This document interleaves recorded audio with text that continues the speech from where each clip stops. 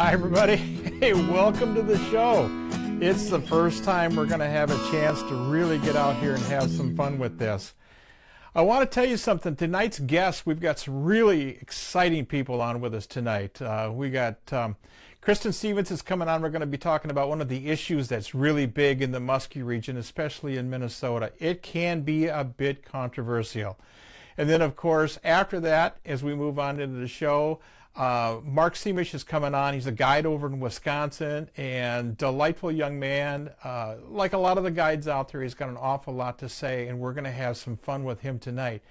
Listen, we're going to be doing this interactive weekly show, so I hope that we get you guys involved and get you to participate, chime in on the Facebook and on web pages and things of that nature. And as we move along, we'll be more polished. We'll be able to make it all work. But that said, it is a commercial program, and the people that we've got on our program with us, I want you to understand that these people are devoting time, money, and energy to making sure that we've got a show possible for you folks.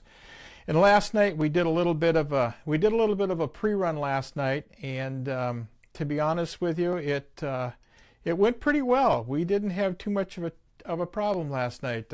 We have an audio lag. We know that. We're going to deal with that as we move forward, so don't panic if your audio's a little bit off. But that said, let me introduce you to some friends in Saskatchewan. And this is one of our sponsors. You can almost see it. One of the most magnificent sights on the planet. Lake Athabasca nestled just below the 60th parallel. Lake Athabasca hasn't changed in nearly 1,000 years with its pristine shorelines, pure crystal clear water you can actually drink, and countless fish. Boy, has she got fish that is for everyone willing to travel to Otherside River Lodge. From the magnificent world-class northern pike that prowl these waters to the oldest and biggest lakers on the globe, Athabasca has it all. Otherside River Lodge caters to the true sportsman seeking an all-American plan guided package with 3 incredible meals a day and memories you won't find anywhere else. Records have been broken by guests at Otherside River Lodge in the past. You could be next. Book your dream trip of a lifetime to Otherside River Lodge, where fishing dreams do come true. Call Cliff or Stella toll-free at 1-877-922-0957. Hi everyone, Bob Mehsikomer here for Grant Rods. You know, musky fishing's a tough deal, and the job's not done till she's in the bag. Well, how do you do that? It's pretty simple. You need big dog rods from Grant Rods. For your next rod, call them at 847-577-0848. Building custom rods since 1983.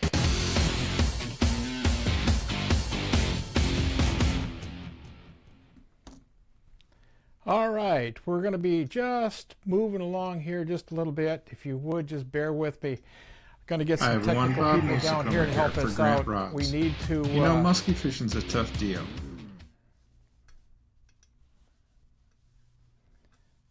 We need to move some people around here right now, if you don't mind. Just kind of bear with me. All right, we're going to get Kristen on the phone, and we're going to get a chance to talk to her just briefly. Hey guys, it's coming up opening weekend, so be aware of that. Mother's Day is not too far away. Minnesota opener is starting this week, and the following week you're going to have an opportunity to fish the Wisconsin waters. Or the Minnesota waters, but Wisconsin goes first. So that said, let me see here. I'm going to have to... I lost my assistant. She disappeared. 5039.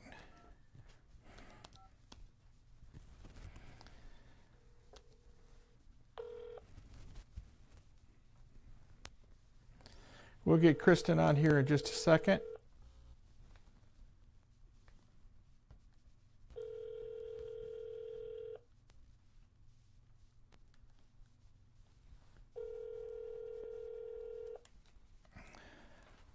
Has been forwarded to an automated voice messaging system.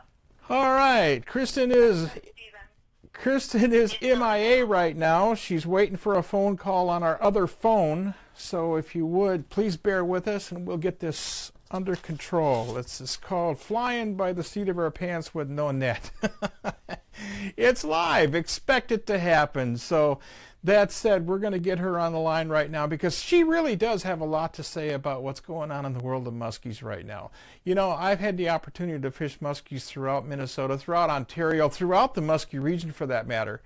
And I've had a lot of fun chasing and catching big fish. And quite frankly, there's nothing more magical or more exciting about it. And tonight we're going to have the benefit of showing you something you've never seen before. And it's an effort that was put together by some folks over at the In-Fish people, the Angling Edge people. They're going to help us out with this little presentation tonight. It's really nice when Al Linder and these guys can step up and they can bring to the table what we're talking about. Bear with me for a second here. Have I got you on there, Kristen? Yeah, hi, Bob. Got you, Kristen? Yep, I'm here. Oh, great. Okie dokie. Folks, Kristen Stevens on the phone with us right now, and she is very, very, very involved in what's going on in the muskie world in terms of what's happening in Minnesota. Kristen, why don't you bring us up to speed on what you've been working on and what's been happening? Sure, Bob. So I should just start off by saying that Minnesota has the best muskie fishing, period. So things are going pretty well. That being said, we have a lot of muskie fishermen picking up the sport. It's the fastest growing in the state.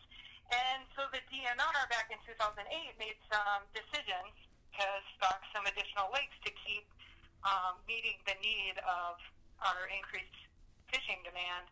And yeah, it actually ended up inspiring some controversy, which was a bit of a surprise considering, you know, the DNR is an agency that among other things has the responsibility to make sure that our lakes are being adequately stocked and that, you know, our fishing community is strong and happy.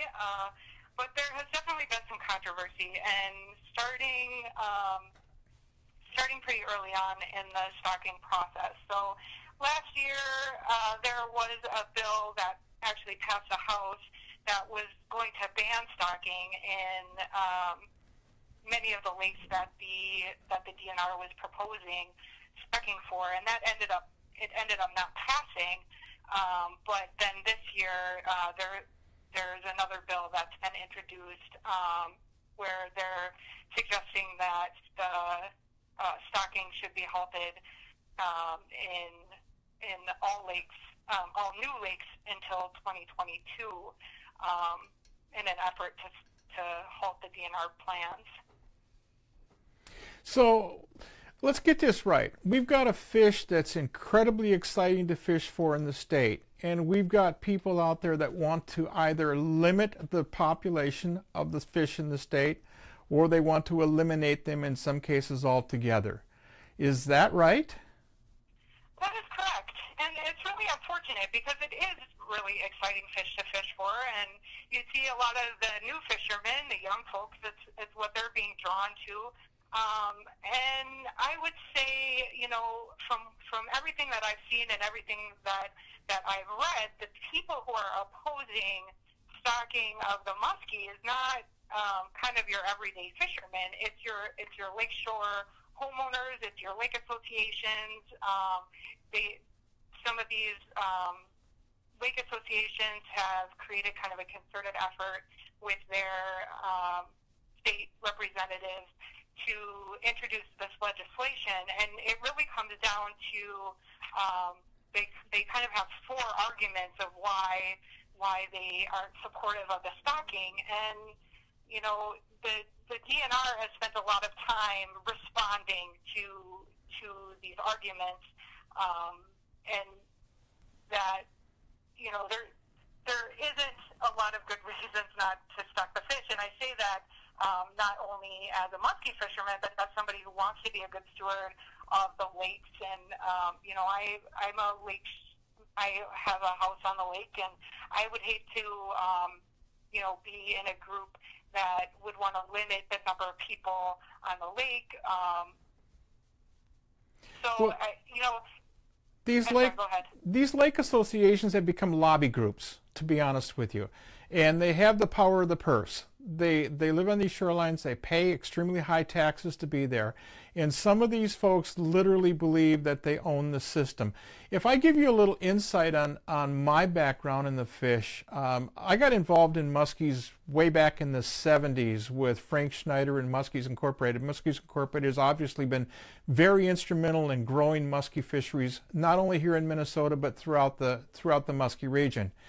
I got a chance to meet a guy by the name of Dwayne Shodine, and Dwayne was instrumental in and of himself promoting the musky population that was first of all in Pleasant Lake and then eventually evolved into Owasso and Independence and Bald Eagle and White Bear. And these fisheries have turned into being magnificent entertainment and enjoyment resources. The biggest thing I find, and we're going to go into a bit of a clip here in just a second, but the biggest thing I find is a misconception that the muskies are eating all of the other bait fish. And that's what I think gets these people riled up, is they go out to their favorite walleye spot and they're not catching their favorite walleyes anymore. They don't take into account that walleyes, like every other fish, move in the system, and that if you harvest the walleyes out of a group of fish continuously, you'll break up that population. Yeah, that's right, Bob. The DNR here and in Wisconsin has both done a lot of research, multiple studies about how musky fishing or how musky stocking programs affect the other fishing populations, and the results have really been not supportive of musky decimating these bait fish populations. There have been pre-netting and post-netting studies that the Minnesota DNR did as recently as 2012, covering 41 different lakes. They found that most of the lakes were unaffected. Some even did better. So there just really isn't any support that muskie are eating all of the walleye. The DNR actually calls the muskie ecologically benign because the rate that they stock them, which is one adult for every 4 to 10 acres, it just doesn't have an impact. Yeah, and we're used to fishing waters in some cases where we see a fish per acre. We've got a legend in the state of Minnesota, one of the best anglers that ever walked the planet, and he goes by the name of Al Linder. Let's take a listen to what Al has to say about this whole situation, and I'm talking about muskies in general. Minnesota has long been recognized as the land of 10,000 lakes and home to the fish of 10,000 casts. Stories of giant fish roaming northern Minnesota's waters date back to the early days of settlement, and muskies have created a mystique like no other in fresh water. The fabled nature of the muskie has captured the hearts and minds of anglers for decades. A mere encounter with one builds a memory that lasts a lifetime, and in many cases, a lifelong passion. Yeah, I'd like to take a moment to talk to you about my first muskie fishing experience. Growing up in Chicago, I would spend my summer vacations at my grandparents' house in Hayward, Wisconsin on Grindstone Lake. I started off by fishing for smallmouth all the time, crappies, and once in a while a walleye. When I was 12 years old, my buddy and I decided we're going to go muskie fishing, and we're going to fish every single day until each one of us catch our first muskie. First day on the water, we both accomplished that goal, and I've been muskie fishing ever since. I got hooked immediately. I love the fish. You know, we're in a media business. We do television shows on a lot of different kind of fish all over the country. When I travel in the southeast, southwest, south central, western states where they don't have muskies, generally when I get to talking to people that come up and ask you a lot of questions, they talk about the show, they always say, man, I'd love to come up and catch a muskie. They're fascinated with the fish. The fish is magic. Now that's the passion we get out of a guy that makes his living off of fishing muskies, and that's key. Totally key. He says a bunch of words there that mean a whole bunch to a lot of people. What do you think? Yeah, it's true. I mean, musky fishing isn't like fishing for anything else. I think there's such a reward to it because you do have to put in so much effort to get to catching it. When he says, that he caught a muskie his first time out, that experience is definitely not typical. No, not at all. Fact is, I've got friends of mine. I took a gentleman by the name of Nathan Bard, used to be at Klein Nissan back in the days when Klein sponsored our TV show. Nate says to me one day, he says, Bob, he says, listen, he says, you got to take me musky fishing. And I says, okay, let's schedule a week and we'll make it happen. He goes, a week? I don't have a week. I don't have a week to go fishing. No way. We got to do this in less time than that. And it settled on 3 days. And then while the conversation was proceeding, he says to me, and I want a 50-incher. I said, Nate, do you realize a 50-incher is the benchmark of success for an average or a good musky fisherman? And you're telling me in 3 days you want a 50-inch muskie? So we went to Vermilion, which is one of the lakes that have been stocked, and it's an awesome fishery. And lo and behold, if Nate didn't get his 50-incher on his first trip, that's pretty exciting. Oh, that's just unfair. I don't know if it's unfair. We have another gentleman that has an awful lot of input into the sport itself, and he goes by the name of James Linder. Let's listen to James. But it's not just about hardcores. A casual angler catching a muskie when targeting something else inevitably produces a long-lasting fishtail retold countless times. In fact, muskie fishing is the fastest-growing segment of Minnesota's anglers, especially with younger generations. Angler recruitment and retention is a nationwide issue. Identifying and supporting growth trends is important to fishing's future. And fishermen tend to be great stewards of our lakes, rivers, and the environment because they appreciate the resources they enjoy so much. The history of muskie stocking in Minnesota is a story of success.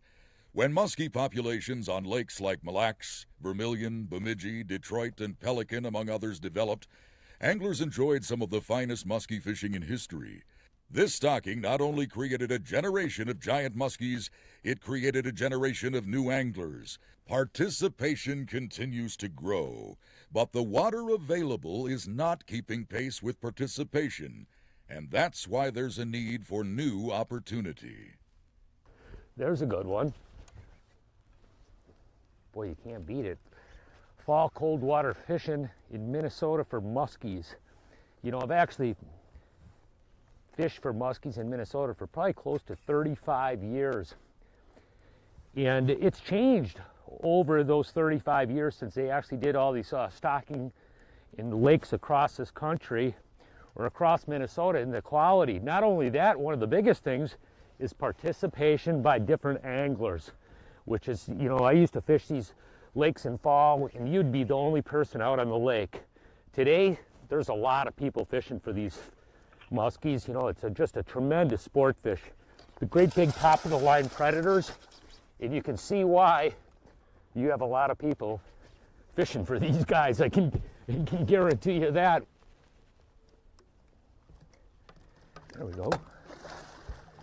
But what's really interesting today with this increase of different waters in really quality fisheries is angler participation. You see a lot of people out fishing for these fish. I know I was out Labor Day a couple of years ago on Mille Lacs, and it was just stunning to me in the fact that there was more people fishing for muskies, those fish, than there were guys fishing for walleyes. But it goes to show you what a very good management can be. I mean, these are just fabulous fish, and realistically, a lot of people come to Minnesota to fish for muskies. Look at this guy here. This is a classic example of many of the muskies we have in our Minnesota stocked muskie lakes. Why do we have increased participation? This is why. Lots of them and bigger, fish a lot bigger than this one. We better get her back in the water. And again, the words keep going on for themselves. We talked briefly about the situation where people are, you know, seeing a diminishing population of some of the other species. We call it the biomass count. What do you know about that type of stuff, Kristen? I'm sorry, Bob, I didn't quite catch that. Yeah. What did you call it? Yeah, the biomass in the lake, the balance, if you will, in the lake. These ecosystems have to have a very, very critical balance. And here's what I've found, at least over the past. Where muskies have either been introduced or where they're natural, you have a huge balanced population of big bass, you have a great population of walleyes, and you have a suitable population of all the panfish that we often chase as well. So, I mean, there's a good balance in the ecosystem. Muskies are present.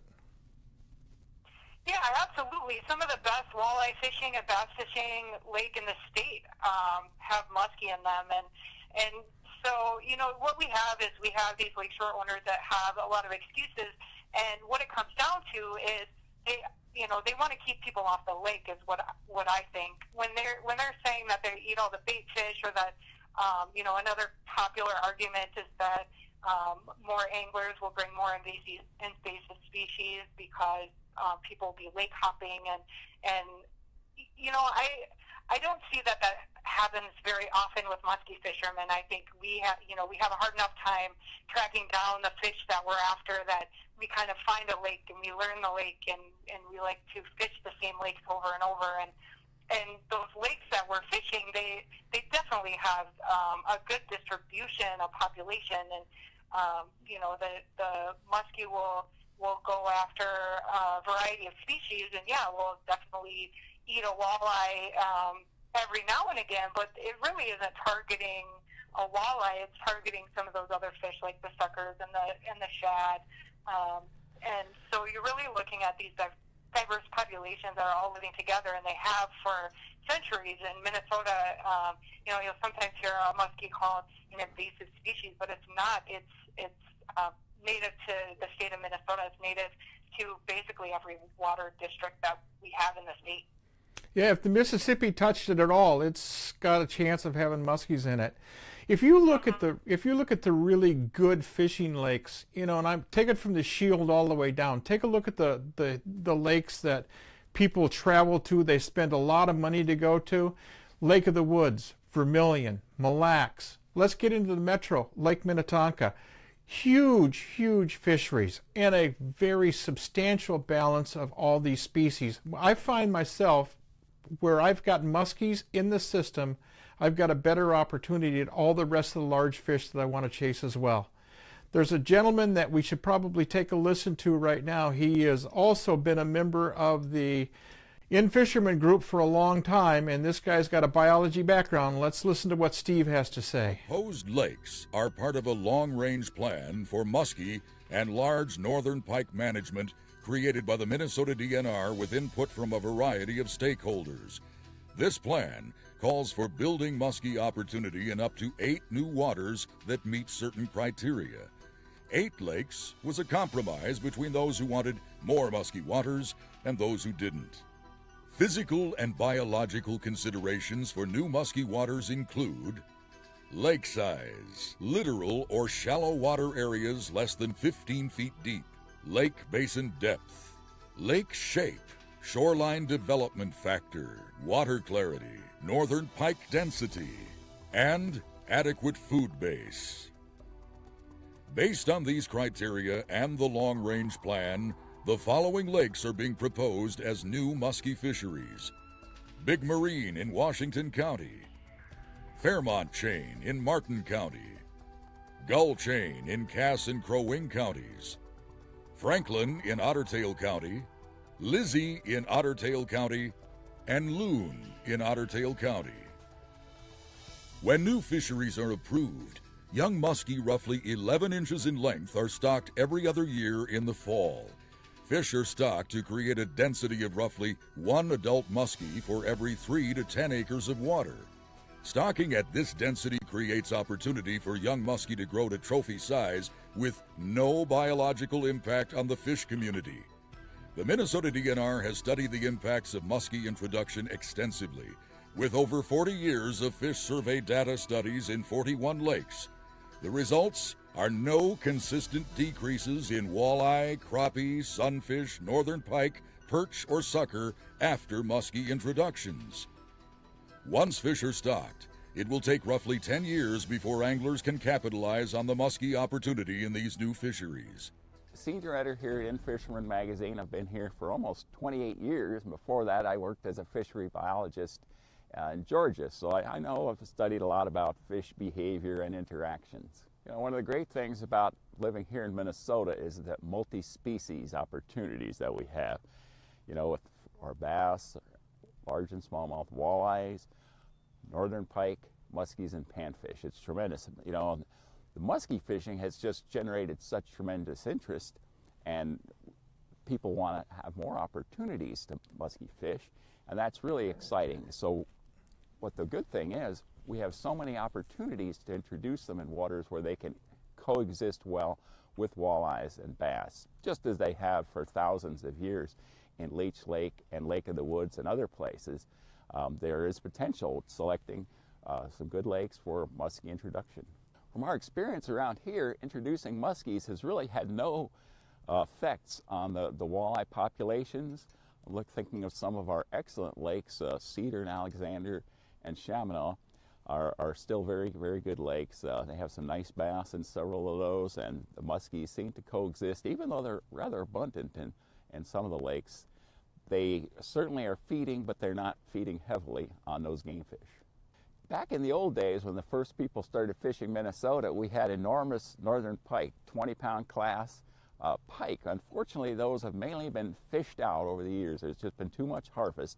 But the muskies can fill in certain situations and replace that really magnificent trophy fish with a different, very closely related species that's also native to this area. The philosophy here in Minnesota has been to introduce relatively low density of musky fingerlings, but that can yield some really big fish, and those trophy fish are what people really come to catch, and they are using the genetics behind it to have the stocks that will grow really large. It's important to have a balance with a lot of large predators in the system. It really keeps things dynamic, keeps the other species reproducing and growing at a good rate. Certainly a healthy thing. Listen, folks, let's take a break right now. We're going to catch up on a little bit of what's going on. Check up with our folks friends over at Century Lodge, and we'll be right back after these commercials.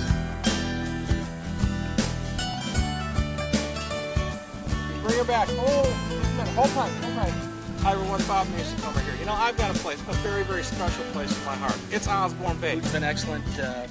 Randy did a great job guiding service. Randy started taking us out when I was 10, and we've been catching big muskies ever since. The accommodations here are fantastic. Check out Century Lodge on Osborne Bay. Come on, bring her back. The summer sun never sets upon the Alaskan pike of the Unoco, in the heart of breathtaking Alaska. Evenings will be shared reliving the battles of Monster Pike. The Midnight Sun Trophy Pike Hunt is on, aboard the 67-foot luxury houseboat, and you're in command. If you're not, you should be. Contact the Midnight Sun Trophy Pike Adventures by calling 800-440-7453 or email them at mstpa50@gmail.com. Kristen, we have a person on the website right now that's asking us what articles or publications are available out there that will enhance the people's education curve. Anything? Oh yeah, there's a lot of stuff. You know, one thing that I found is that Dave Orrick, who writes for the Pioneer Press, has wrote a number of articles on this very topic, and he does a great job covering some of the myths and some of the misinformation and then some of the DNR's information in the Pioneer Press, and then have some information about their reports, and you can access a response article that they wrote when they collected almost 2,000 comments from the community through a variety of means about stocking programs. They summarized kind of what the comments that they were hearing and responded to them, and that's a really good bit of information to read. And then there's some other articles that I found in the Star Tribune, and so there's information out there. Really interesting stuff if you want to know what's going on with the stocking programs. I think there's a lot of support for the stocking programs, and as you know, despite the resistance that we've seen by some of the lake associations, the stocking programs have been moving forward, which is really exciting. No, I totally agree with you. I think the fishery in Minnesota is definitely on the plus side. You look at the quality of the fish we've got, the management we have in place. We're going to have some issues with landowners that just simply don't understand how valuable this fish is, the system, and it's work that you're doing and others that are doing that's making it really, really valuable. There's another side of this coin that we really haven't talked about much. That's the economics.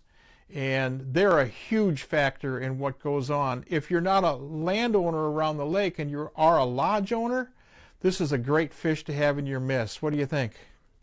Absolutely. It gives you just another niche to kind of reach out in and brings a whole other group of fishermen, especially in those late fall months when fishing for muskie is the best way to spend your time, in my opinion. Absolutely. There's a friend I've shot for up on Vermilion. Ed Tosk is his name, and Ed spells out this message pretty well. A number of reasons why the Minnesota DNR is proposing to expand muskie fishing opportunities in the state. Socially, there's growing demand by angling enthusiasts. According to research, this group of muskie anglers is the fastest growing segment of fishing participation in the state. And these anglers are generally younger with an increased interest in catching very large fish. Building new muskie fisheries is another way to keep youth and young adults interested in fishing. Environmentally, the introduction of muskie in low density has no biological impact on the existing fish community. In addition, recent survey data indicates more anglers support muskie stocking than are opposed to or are undecided on muskie stocking. Economically, muskie fisheries are good for tourism and retail businesses in areas around muskie waters. My name is Ed Tosk. I'm co-owner and operate Vermilion Dam Lodge. This is the end of my 18th season. I'm on Lake Vermilion, which is a phenomenal walleye, pike, muskie lake. We've had muskies in the lake actually going way back.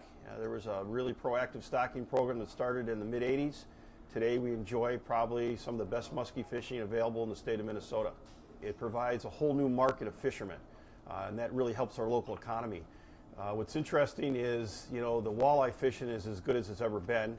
Like every lake, we have our challenges with year classes, fluctuating from year to year, but the fishing is honestly phenomenal on this lake, and it's not just a resort owner giving you a big, plus about the lake. It's the reality. Vermilion is a really tremendous lake with a wide, diverse range of options for species. As a resort owner, I could tell you that muskie fishing provides a whole new opportunity for late fall fishing. A lot of your muskie fishermen like to fish the late fall. It's a time of the year when the whitefish and the ciscos are spawning, and a lot of your bigger fish are being caught. That being said, we have business all the way almost to Thanksgiving till ice up.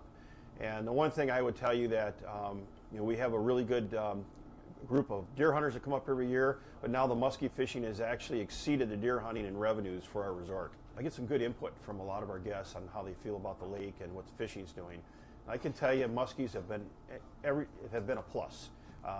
Never I hear complaints from our guests that the muskies are a problem. Looking back, I'm so glad that we picked this lake, because if this lake did not have muskies, it would definitely limit our customer base. And I think muskies in any given lake is nothing but a plus. It just adds so much more excitement. It gives you an opportunity for revenues that you never have. On Vermilion, there's several resorts now that stay open late in the fall to have the opportunity to have late fall business from the muskie fishermen. Boy, he took the words right out of your mouth, didn't he? Is proposing to expand muskie fishing I'm opportunities serious, you in the really state. did. Absolutely. It's an interesting phenomenon, this fish. This fish gets incredibly large, and it's frightful to some people. I remember a gentleman by the name of Donuts used to be on the radio years and years and years ago. And I used to get so mad at him. In fact, as we talked one day, I said, you got to stop talking about the poodle that got eaten off the end of the dock, for crying out loud. You're sending the wrong message to these people. But Kristen, I know we didn't come close to touching the material you've got prepared. And if you would, I'd like to schedule you, invite you back, and see if we can take this to the next level. What do you think? I'd love to come back, Bob. I'll be honest with you folks, listen, Kristen Stevens has put out a lot of work and a lot of energy in this subject matter. She has a strong understanding of it. We're going to have her back on the show. So that being said, everybody, I know you're out there, I know you're listening, I know you're watching. Give her a big round of applause because she has really been a big part of this show. Oh, thank you, Bob, and thank you so much for having me. You bet. Thank you. Oh, big fish. Big fish. Oh, look at that. Oh, big fish. Big fish. This side over here? That is a 50 fish. Folks, you're seeing it right now. My 100 just came in the net at Witch Bay Camp. Holy smokes, Rocky. She ate that thing. Hi everyone, Bob Mehsikomer here for Grant Rods. You know, musky fishing's a tough deal, and the job's not done till she's in the bag. Well, how do you do that? It's pretty simple. You need big dog rods from Grant Rods. For your next rod, call them at 847-577-0848. Building custom rods since 1983.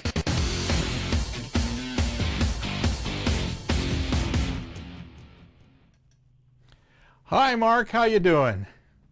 Hey, pretty good, Bob. Hey, we got Mark Semish on the phone right now with us. He's from Wisconsin. He's got Mark's Guide Service, Musky Mark's Guide Service.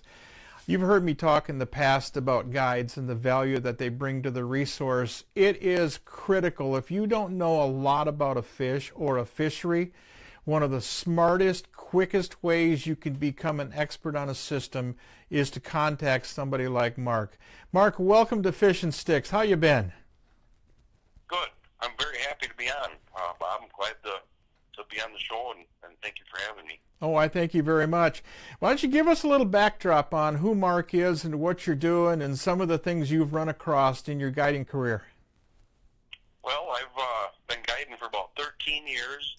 I was the president and founder of a club that we have here, a 501c3 called Musky's Matter, Inc. in Juneau County, and we've stocked about $25,000 worth of muskies in Juneau County in the last 7 years. And we've also started stocking some perch, too, which is kind of another way to kind of, let everybody know that us muskie anglers aren't all just muskie. We're about other things as well. So just things like that, I think, make a difference in changing an outlook on sometimes. I was listening to the whole thing there with Kristen and what you got going on in Minnesota, and it just kind of struck a chord with me. In the past, I've done a lot of things with trying to get size limits up there. I've gotten a 50-inch size limit on Redstone, which is a little 630-acre lake that I guide on down here. And we've been working on getting 50-inch on Castle Rock and Peatwell, which are two other bodies of water that I guide on, and the Wisconsin River system. Peatwell is the second largest body of water in the state of Wisconsin, and Castle Rock the fourth. But when you're guiding these things, and trying to get these size limits and things like that, one of the things I've always heard was that the muskies eat all the walleyes and things like that. And there's something that I always go to combat that, and listening to the whole thing there with Kristen and what's going on in Minnesota, it brings to mind, if you just Google, what do muskies eat, and I bring this up to people all the time, I find that there's a thing that the DNR, I think it was the Minnesota and the Wisconsin DNR, did together back in the 1980s, I believe, because they were thinking about stocking muskies in Leech Lake. Yep. Or something on that order. And when you look at that, the study that they did was out of 34 different lakes, they caught 1,096 muskies, and they irrigated their stomach. Now, people don't know what that means. It means they shove a hose, and pump water into their stomach to force the contents out so they can look and see what they ate. Out of 1,096 muskies, they found 5 walleyes. So yeah. That's an interesting... No, go ahead. thing. Go ahead. Yeah, go ahead. Something I always bring up when people talk about that. And I can't. That's always kind of a constant battle to get people to understand that. And that's kind of on the forefront of a lot of things that I've dealt with too here. It's not just Minnesota. So, yeah. Go ahead. I honestly believe that if you look at the nature of the fish, if you go out and challenge these fish the way they are curious, they follow to the boat, they don't eat at every opportunity. These fish are selective. They're selective in everything they do. They're selective in the structures they're fishing, that they're living on. They're very selective in their food source, their water temp. They're a very selective creature. They're at the top of the ecosystem, no ifs, ands, or buts about it, but they're not eating themselves out of house and home. No, they are not. You know, that's interesting, too, that you bring that up. You know, a fish that follows that much and doesn't eat is a picky fish. They're always looking for that specific opportunity. And I think, you know, to the person that doesn't musky fish and doesn't maybe understand yet until they do, they don't just swim through the water and eat everything. But when they're looking for that opportunity, they're looking for something that's wounded or weak. And that's something that we try to do with our lures to make them look that way. Change of speed, change of direction, side profile, things like that to get a fish to eat. Your figure eight is such an important tool when you're musky fishing. When you do it proper, you can make fish eat at boat side just by thinking of those things in itself. So, I mean, that's something, you know, if you think about it, you know, makes a big difference. I mean, you can get like 50% of your fish on the figure eight. Oh, and maybe more. Yeah, and maybe more in some systems. Let's take somebody who's never been musky fishing, Mark, and they're going to come, they're going to call you, they're going to contact you, and they're going to come. What can they expect? What's the learning curve? What are you going to expose these people to? Young gals, young men? Let's just hear what we're going to go through. Well, I tell you, Bob, I take kids and husbands and wives and everything, and I've gotten lots of people their first muskie. I average about 1 to 2 fish per trip. And another thing too is I don't do a lot of trolling. I don't fish with suckers.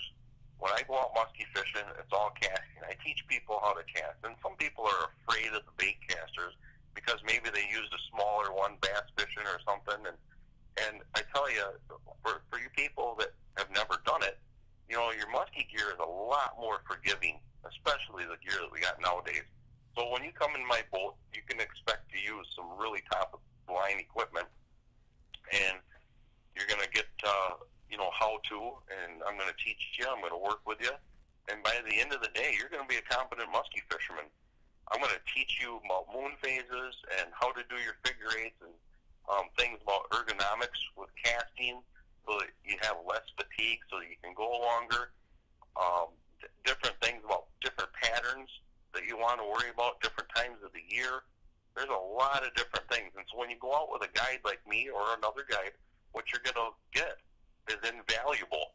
It's like having a full-day seminar and a lot of fun, too. I mean, one of the reasons I like to show people casting, I don't do a lot of trolling, you know, the up-close and personal thing that you get from musky fishing is such a phenomenal, uplifting feeling to have a fish hit at both sides. Well, or to have one strike your lure when you're holding that rod. I can tell you this, not to interrupt you, I can tell you this, that for 30 plus years I put people in the boat every week, and multi-species, which is where this show is going to eventually go. I know we're on a heavy musky platform tonight, but we're going to go multi-species, and I've put these people in the boat with me, and I've experienced the same thing you're talking about. It's the how, when, why, and where that's so valuable and so important in the sport. When they get done with that experience, like yours or mine, they should be able to take some of that information and apply it to their next time on the water. And every time they do that, they're going to get better. They're going to be more successful. And unfortunately, you and I are going to be out of a job. Well, you know, not necessarily. I mean, because people live and die in the next generation. I think the next generation is so important. Musky fishing has come a long way. Yep. And I think that, you know, one of the most valuable things that you can teach people is proper catch and release and the respect for the fish. Because, you know, when I became a musky fisherman a long time ago, I started to have respect for that fish, and I started to have respect for a lot more other fish than just the muskie. It gives you a different outlook. You know, they're a vulnerable fish to mortality, and a person wouldn't think that when you first encounter the thought of a muskie. You're thinking of this big, giant fish with all these teeth, and you wouldn't believe it to be that vulnerable, but it is. It is a very vulnerable fish to mortality, and it makes you start thinking about, you know, the other fish, you know, like the walleyes. I mean, everybody, you know, wants to catch and keep a walleye or you know, crappies, but to try and pick a size limit of what you want to keep, you know, I urge everybody to push themselves to the next level in whatever they're fishing, you know, so that we have fishing around for a long time. Well, tell me a little bit about this Musky Mark lure. I want to know more about that.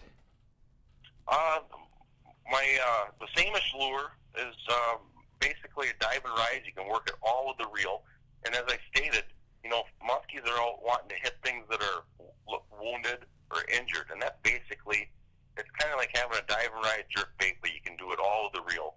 It's got a hard wobble on the way down, and you do a sudden stop, it'll kind of kick sideways and rise up real slow. If you go to my website, muskymarks.com, you'll see some video of it on there, and you'll see what I'm talking about. I've also been posting a lot of stuff on Facebook, on my Facebook page and whatnot. And I also, from the same body, have realized that if I flip that over and I use that concave part, you know, so it's facing down into the water, I developed a really good topwater bait as well. And what that concave part does is it pushes a lot of water, and it keeps that bait from flipping over, and it does really good as a topwater bait. Because we all know that when you use them topwater baits, you don't want your bait flipping over. You want to make a good disturbance. Some of the things that I like is when you have a bait that ticks on your tail. That's something to me that I think drives muskies wild, and which mine does. So I mean, you know, I got a good subsurface dive and rise bait that you get to see the lure a lot, and you get to see a lot of heart-wrenching strikes that are just phenomenal because they're always hitting it on the rise. It's going away from them, so they really swing for the fences. And then, of course, everybody loves topwater fishing. Oh, I'm really into the thrill of it, you know. Yeah, topwater's exciting, and I can see by some of the pictures you've got of guests you've had in the boat, these guys are catching a lot of fish. There's an awful lot of big smiles on these faces, so the thrill goes on. There's no doubt about it. Like I said, 1 to 2 fish per trip. I've been doing, as my average. I've been doing that for probably the last 7-8 years. So and I tell you what, it's a great feeling to put smiles on them faces. So. Absolutely. Listen, we're going to take a short pause here real quick, and we're going to visit with our friends over at Witch Bay Camp just real quick, and after that I'm going to play a little video that you provided for us. Cool. Look at that. Oh, big fish. Big fish. This side over here? That is a 50 fish. Folks, you're seeing it right now. My 100th just came in the net at Witch Bay Camp. Holy smokes, Rocky. She ate that thing. The summer sun never sets upon the Alaskan pike of the Unoko, in the heart of breathtaking Alaska. Evenings will be shared reliving the battles of Monster Pike. The Midnight Sun Trophy Pike Hunt is on, aboard the 67-foot luxury houseboat, and you're in command. If you're not, you should be. Contact the Midnight Sun Trophy Pike Adventures by calling 800-440-7453 or email them at mstpa50@gmail.com. Mark sent us over a video, and we're going to chat about it here real quick before we go watch it. We're going to let it play through its entirety, and it kind of stimulates some of the excitement and the enjoyment Mark's been talking about, what he's doing. He's got a young guy in the boat with him I think is fascinating. Bring us up to speed on it, Mark. Well, the young guy in the boat there, that's my son, Hunter. He's a great fisherman. He's a phenomenal wrestler as well. But he loves to go out fishing with his dad, and you know, we put him on some muskies and some pike and different things that you know, he enjoys catching, not just those fish, but others as well. But in this video, you'll see that we're fishing around a dam, and one of the things that's maybe overlooked by a lot of people, especially one of the reasons I made this video and some other things in here was I was doing the intro to a musky fishing seminar. So I made this video and I showed people that they really want to get into it. One of the quickest places they can get into it is up in the river and down little dams, because they're going to have a quick success that way. And, you know, it's not that I want everybody to go out and beat up the dams. When you look at some of these things, and I'll point out to them, you work along these walls. These are structures. You know, they'll have rock and stuff down along the bottom, but along these walls, that's just like something that these muskies and something between them and the wall. And so it's kind of like a point at which these fish will kind of hunt. And so what I try to do is just make it look good when I'm fishing serious. So, yeah, and you've chosen an area that those fish congregate into, and that's key.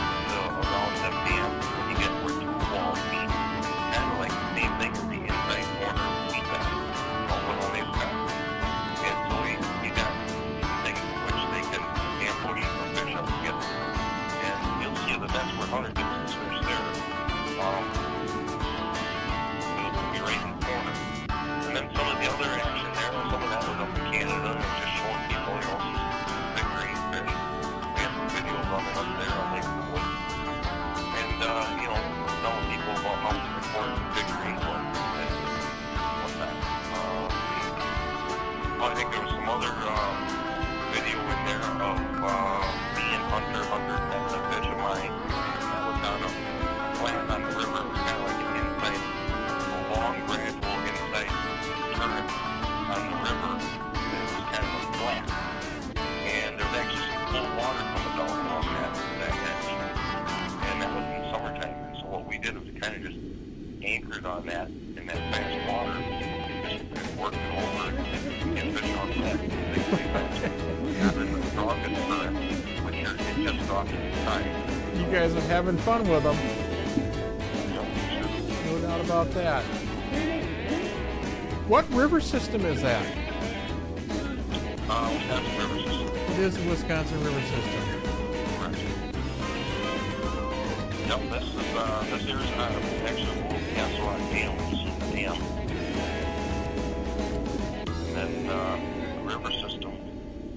Sometimes I'm up in the river on Castle Rock or on Petenwell or down in below Castle Rock on Kilbourne Flowage, or you know, even down in by the Dells too. What's the population like in that system? Oh, there's a lot of fish. But you know, we keep stocking, because as we found out that fish do go through these dams, and so sometimes fish that we stock end up down, you know, into another system, and fish that somebody else stocks ends up into our system. And that's just the nature of the beast, you know. But we put fish in the water, have them there. That's where everybody does fish, you know. Well, let's kick back and watch this. It looks like you guys are having a lot of fun. I notice you're fishing a smaller boat than what I'm typical, but it's very steady. That boat seems to be a pretty good platform. Yeah, the company Sox Magnum, I consider it one of the better platforms in the business as far as, you know, just being able to figure out fish so close to the water. It's basically a platform all the way around. You know, they're only a 17-foot boat, but they are definitely a musky fishing platform. Well, we've got a viewer that's watching this that's commenting over on our Facebook page. She says she really likes and appreciates the information you're giving to a novice angler. And I think that's important because we need to teach people what's going on. You and I and a lot of others out there are at the top of the game, and quite frankly, we don't understand the things that we've forgotten already. So when you bring these back out to the public, that's key. Very big. Well, you know, and that's what I want to do. I like to have people in my boat that know what they're doing, and you know, sometimes just make the job easy. But you know, the whole reason I do this, I have enjoyment, like considerable enjoyment. Just getting somebody to the first fish, the biggest fish, you know, seeing a kid catch a fish. You know, one of my favorite things is at nighttime when you get one that hits that boat side on a figure 8. Nobody sees that coming. That's like the greatest ever. It's just a phenomenal feeling, even if you're not the guy that gets the jerk on the end of his chain. It's just to be there for that moment is just something. You know? Yeah, and I couldn't help but notice there was some low light setting going on there. You definitely had some sun setting down on you. Sure did. Yep, sunrise and sunset are probably two of the better times you can hit it. Yeah, I tell you, Bob, it says 8 to 10 hours on a full day. I do sun up to sundown a lot while I still can, but you know, maybe when I'm in my 80s, I won't be. But yeah, you will. I'll bank on it. You will. No offensive buts about it.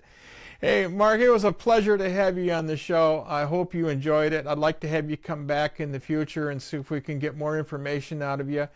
What are some phone numbers and stuff that people can reach you at? That information's critical.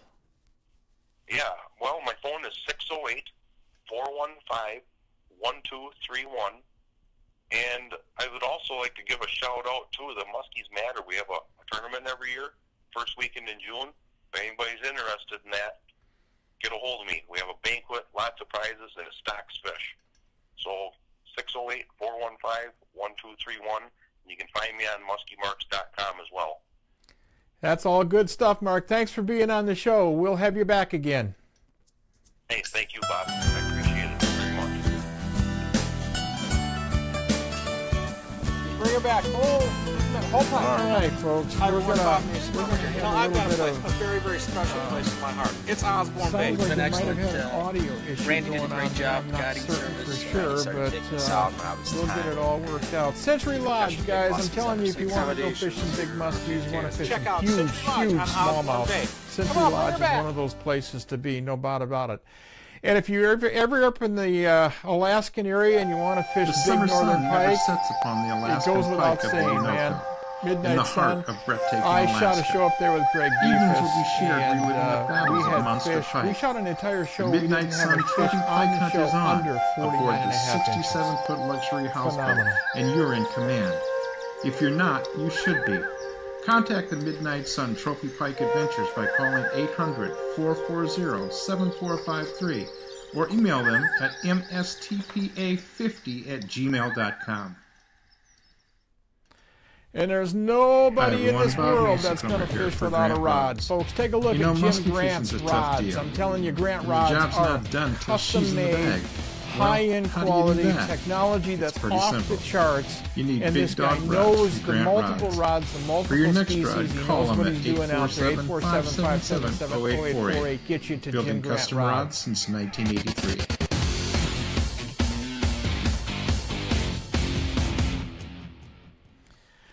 All right. I want to talk a little bit about. I want to talk a little bit about cold water fish. You know, musky the type of fishing's a things tough that we deal. all hear about. We all hear people say, "Yeah, I had a rough bite, and a cold front came in on top of me, and it was virtually impossible for us to catch fish." That's a fact. It does happen. No ifs, ands, or buts about it.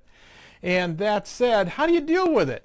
And yeah, when we're shooting a TV show, we make it look really, really simple, but it's not. There's a ton of information that goes into the old head that you have to focus on, filter through to figure out what you're doing. And more often than not, we'll be up shooting someplace or on a system where we think we've got the cat by the tail, and you get up there and you find out that it's August temperatures, 65-degree water temps, nothing's at all where it's supposed to be, and you try to figure it out. Here's one of those cases that this actually took place. There's one, big one too. See it? There's one, big one too. See it? There's one, big one too. See it?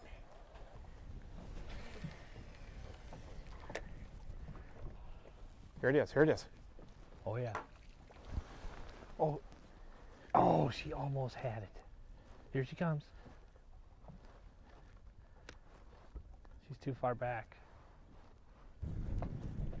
God, she dropped down though. I don't know if she's gonna come back up or if we gotta wait for her to come back up. Yeah, she went straight down. This is where decisions are tough. Because you know you got a monster fish here. You know you got a fish that's going to come back up. You know you got a fish that can't eat. Now you make the decision. What do? Leave her alone or come back? That's the question everybody asks. How often do you return on a fish? How often do you work? What do you do when you see one of those? You know, it's a poker shoot. Oh yeah. Yeah, if you leave her too long, she'll just get something to eat. Yeah, she's going to eat something.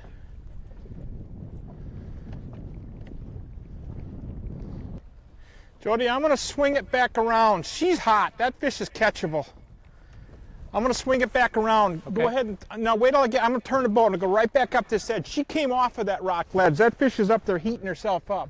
All right. You can see how it's slick right there instead of being wavy like everything else. Yep.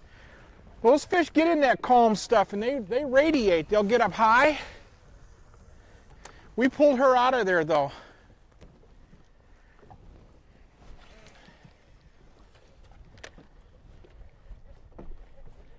And that fish is over 50. Oh, for sure. When she come flying out of there, when I first saw her and I threw back to her, oh my God, there's my 100th right there. She almost ate it. Oh, I'm telling you, she came really close and my lure fouled.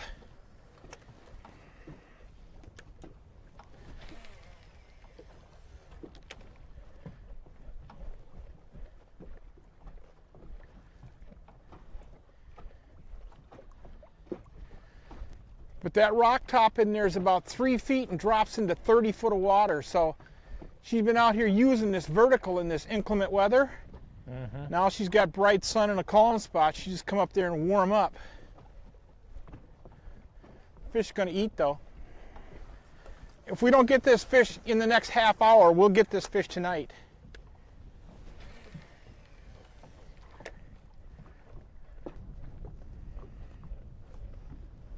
Nope, she didn't touch it.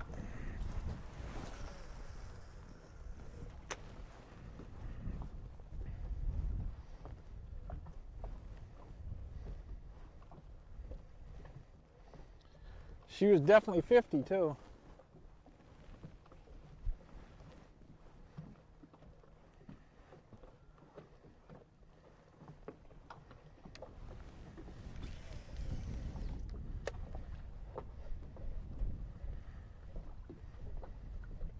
Did you get a look at her? Yeah, it was a big fish. Yeah, she's over 50. I watched her cruise all the way out. Oh, here she is. Got her! Stay with her, stay with her. I'm way long, so stay with her.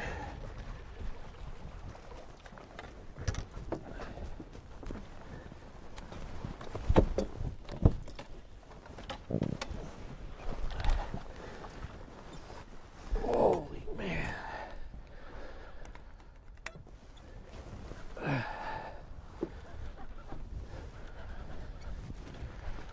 Bag's wet, so.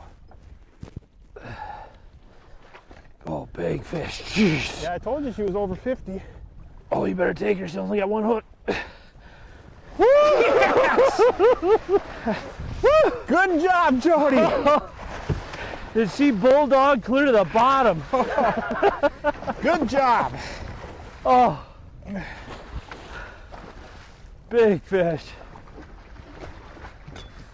Good job, Jody. Oh, wow. Told you when she come off there, she was 50. She was all that. Yeah. Good Look job. how wide that fish is. That was worth the quick stop. Oh, yes, it was. Yeah, when I seen her come bolting off over there on it, you know.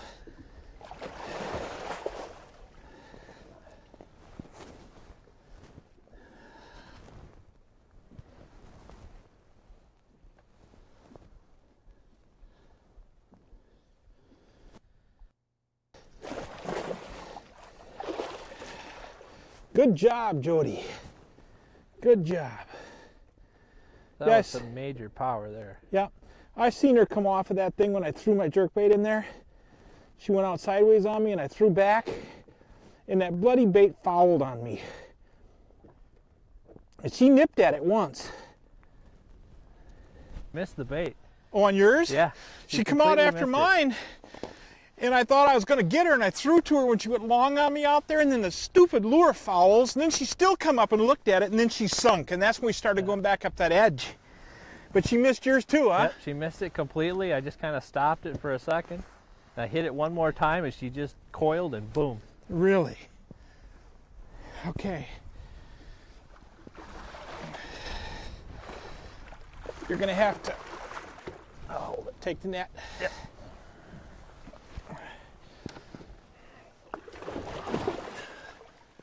Okay, I got her. You take your camera first?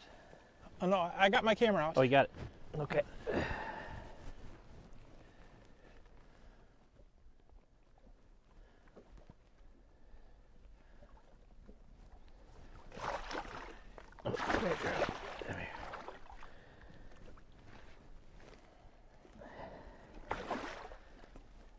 That's a big jawbone right there. Yeah.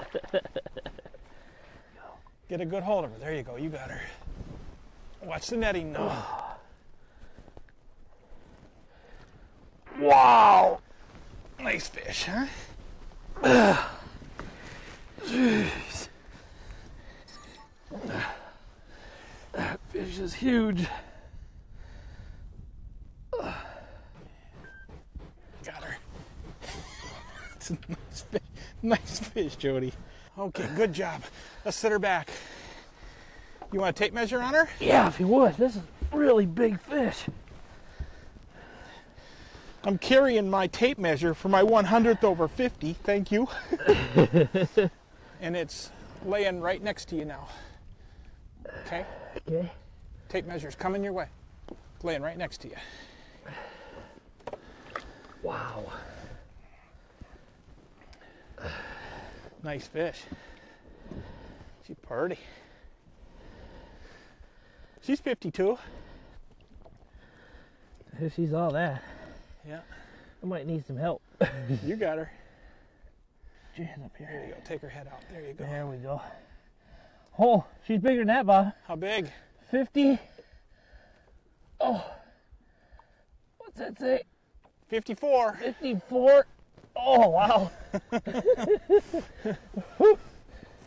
Big fish. Look at that. Isn't she pretty? Oh. Isn't she pretty? Oh my gosh. What a fish. The girth. Just look at the head. Yeah. Roll her up a little bit so I can see her side.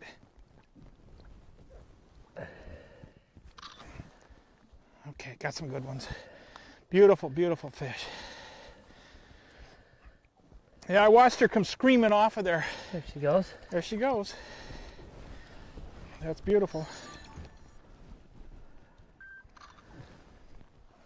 Wow. Down she goes. That fish is Good heavy. job, big guy. Good job.